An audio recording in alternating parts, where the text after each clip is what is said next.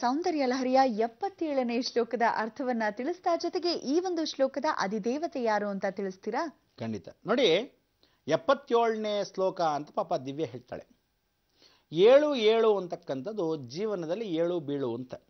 ಆದರೆ ಈ 77 ಅನ್ನೋದು ಪ್ರತಿಯೊಬ್ಬ ಮನುಷ್ಯ ಬೀಳ್ತಾ ಇದ್ದಾಗ ಕೈ ಹಿಡಿದು ನಿಲ್ಲಿಸೋ ಜಗನ್ಮಾತೆಯೇ ಈ ದೇವಿ. ಅಂದರೆ 77 ವಿಶೇಷವಾಗಿರ್ತಕ್ಕಂಥ ಸಂಖ್ಯೆಯನ್ನು ಯಾವ ಕಾಲಕ್ಕೂ ಸಪ್ತ ಋಷಿಗಳು, ಸಪ್ತಮಾತೃಕೆಯರು ಅಂತ ಕರಿತೀವಿ. ಜೀವನ ಚರಿತ್ರೆಯಲ್ಲಿ 7 ಖಂಡಗಳಲ್ಲಿ ವಾಸವಾಗಿರೋ ಈ ಭೂಮಿಯಲ್ಲಿ ಮಾನವ ಕುಲ ಮಾತ್ರ. ಅದಕ್ಕೆ ಮಾನವ ಕುಲಕ್ಕೆ ಜಯವಾಗಲಿ ಅನ್ನೋ ರಂಭಾಪುರಿ ಪೀಠದಲ್ಲಿ ಎಂಥ ವಿಶೇಷತೆ. ಅದಕ್ಕೆ ಶಂಕರಾಚಾರ್ಯ ಹೇಳ್ತಾರೆ, ಇಡೀ ಜಗತ್ ಸಾಧನೆಯ 7 ವಿಶೇಷವಾಗಿರತಕ್ಕಂಥ ಅವತರಣ, 7 ವಾರಗಳು, 7 ದಿನಗಳು, 7 ನದಿಗಳು, 7 ಖಂಡಗಳು, 7 ಋಷಿಗಳು, ಇದೆಲ್ಲ ಜೀವನ 7 ಆಗಿರತಕ್ಕಂಥದ್ದು.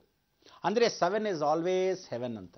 ಪ್ರತಿಯೊಬ್ಬ ಮನುಷ್ಯ ಜೀವನದಲ್ಲಿ ಹುಟ್ಟಿದಾಗ ಸಾಯಲೇಬೇಕು. ಅದಕ್ಕೆ 7 ಜನ್ಮಗಳು ಅಂತ ಇವತ್ತವರೆಗೂ ಬಾಯಿ ಮಾತುಗಾದರೂ 7 ಜನ್ಮಕ್ಕೂ ಅಂತೀವಿ. ಆ 7 ಜನ್ಮದಲ್ಲಿ ಇವತ್ತು ಪ್ರಾರ್ಥನೆ ಮಾಡಿಕೊಳ್ಳೋ ದೇವರು ಇನ್ಯಾರೂ ಅಲ್ಲ, ಸಾಕ್ಷಾತ್ ಜಗದೀಶ್ವರಿ ಕೃಪಾ ಕಟಾಕ್ಷ ಸೌಂದರ್ಯ ಲಹರಿಯ ದೇವಿ ಅನುಗ್ರಹ ಚಿಂತನೆ. ಅನುಗ್ರಹ ಎಲ್ಲಿ ಕೊಡ್ತಾಳೆ? ಕಾಡು ಮಧ್ಯದಲ್ಲಿ ಕೂರ್ತಿರ್ತಾಳೆ. ಯಾರು ಏನು ಅಂತ ಕಾತರದಿಂದ ಕಾಯಬೇಕಾದ್ರೆ ಶಂಕರಾಚಾರ್ಯನ ಕರೆದು ದೇವಿಯನ್ನು ಕರೆದ್ರೆ ಗುರುಮುಖೇನ ದೇವದರ್ಶ್ಯಾಮಿ. ಬನ್ನಿ ಶಂಕರಾಚಾರ್ಯ, ಆದಿಶಂಕರಾಚಾರ್ಯ ಬಾಪ್ಪ.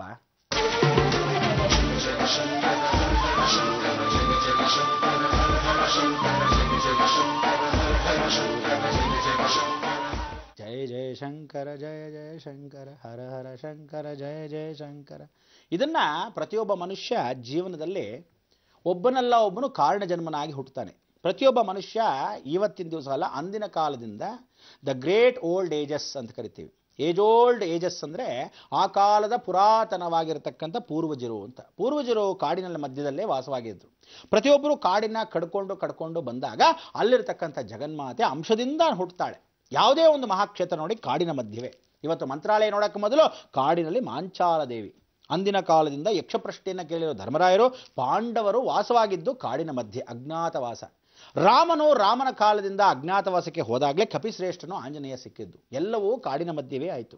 ಕೃಷ್ಣ ಪರಮಾತ್ಮನು ಸ್ವತಃ ಶಮಂತಕಮಣಿಯನ್ನು ತೆಗೆದುಕೊಂಡು ಹೋದಾಗ ಕಾಡಿನ ಮಧ್ಯದಲ್ಲೇ ಜಾಂಬುವಂತನ ಭೇಟಿಯಾಯಿತು. ಅದೇ ಇವತ್ತಿನ ಮಧುಗಿರಿ ತಾಲೂಕು. ಅಂದರೆ ಜಗತ್ತಲ್ಲಿ ಪ್ರತಿಯೊಬ್ಬ ಮನುಷ್ಯ ಕಾಡಿನಿಂದನೇ ಜೀವನ, ಕಾಡಿನ ಮಧ್ಯನೇ ಜೀವನ. ಕಾಡಿನಿಂದ ಪಟ್ಟಣಕ್ಕೆ ಬಂದರೋ ಪಟ್ಟಣದಿಂದ ಕಾಡಿಗೆ ಹೋಗ್ತಿರೋ ಅನ್ನೋ ವಿಚಾರಕ್ಕಿಂತ ಜಗನ್ಮಾತೆ ಯಾವತ್ತೂ ಕಾಡಿನ ಮಧ್ಯವಾಸ. ಅದಕ್ಕೆ ಈ ಸೌಂದರ್ಯ ಲಹರಿ ಕಾಡಿನಲ್ಲಿ ಕೂತ್ಕೊಂಡು ಪ್ರಾರ್ಥನೆ ಮಾಡಿಕೊಂಡಾಗ ಆ ದೇವಿ ಪ್ರಕಟವಾಗ್ತಾಳೆ. ಯಾರವಳು? ವನದುರ್ಗ. ಅದಕ್ಕೆ ಇಂಥ ವನದಲ್ಲಿ ವಾಸವಾಗೋ ವನದುರ್ಗ ಇವತ್ತು ಜೀವಂತವಾಗಿರ್ತಕ್ಕಂಥ ಅಷ್ಟಮಂಗಳಯನ್ನ ಇಡೀ ಜಗತ್ತಿನಲ್ಲಿ 8 ದಿಕ್ಕಲ್ಲಿ 8 ವಿಧವಾದ ಕೈಗಳಲ್ಲಿ ಅವಳ ಶಕ್ತಿಯನ್ನು ಇಟ್ಕೊಳ್ಳೋ ದುರ್ಗೆಯೇ ವನದುರ್ಗ. ಈ ವನದುರ್ಗ ರೌದ್ರ, ಸೌಮ್ಯತೆ ಎಲ್ಲವನ್ನೂ ಕೊಡೋ ಅಷ್ಟೈಶ್ವರ್ಯಗಳನ್ನು ಕಳಿಸ್ತಾಳೆ. ಅದಕ್ಕೆ ಅಷ್ಟೈಶ್ವರ್ಯ ಪ್ರಾಪ್ತಿರಸ್ತು ಅಂತ ಹೇಳಿದಾಗ ಅಷ್ಟೈಶ್ವರ್ಯಗಳನ್ನು ಅಷ್ಟಲಕ್ಷ್ಮಿಗಳಾಗಿ ಕೂತ್ಕೊಳ್ಳಲೇ ವನದುರ್ಗ. ಅದಕ್ಕೆ ಧನಲಕ್ಷ್ಮಿ, ಆದಿಲಕ್ಷ್ಮಿ, ಧೈರ್ಯಲಕ್ಷ್ಮಿ, ಗಜಲಕ್ಷ್ಮಿ, ಸಂತಾನ ಲಕ್ಷ್ಮಿ, ವಿಜಯಲಕ್ಷ್ಮಿ, ವಿದ್ಯಾಲಕ್ಷ್ಮಿ, ಸಂತಾನ ಅಭಿವೃದ್ಧಿ ಲಕ್ಷ್ಮೀ ನಮಃ. ಎಲ್ಲ ಲಕ್ಷ್ಮಿ ಕೃಪಾ ಕಟಾಕ್ಷವನ್ನು ಅಷ್ಟಲಕ್ಷ್ಮಿ ಅಂತ ಹೇಳಿರೋ ಒಬ್ಬಳೇ ವನದುರ್ಗ ಕೂತ್ಕೊಂತಾಳೆ.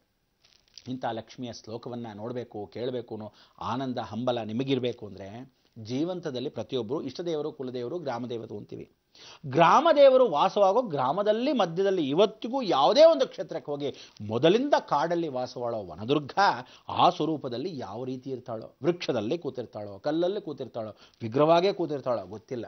ಗೋಚರವಾಗೋದು ಗುಪ್ತಗಾಮಿನಿ. ಆ ಗುಪ್ತವಾಗಿ ಕೂತಿರೋ ವನದುರ್ಗನ ನೀವು ಹೋಗಿ ಆರಾಧಿಸಿ ಪ್ರಾರ್ಥನೆನ ಮಾಡಿಕೊಂಡಾಗ ಪ್ರಕಟವಾಗ್ತಾಳೆ ಪ್ರಕೃತಿಯ ಮುಖಾಂತರ.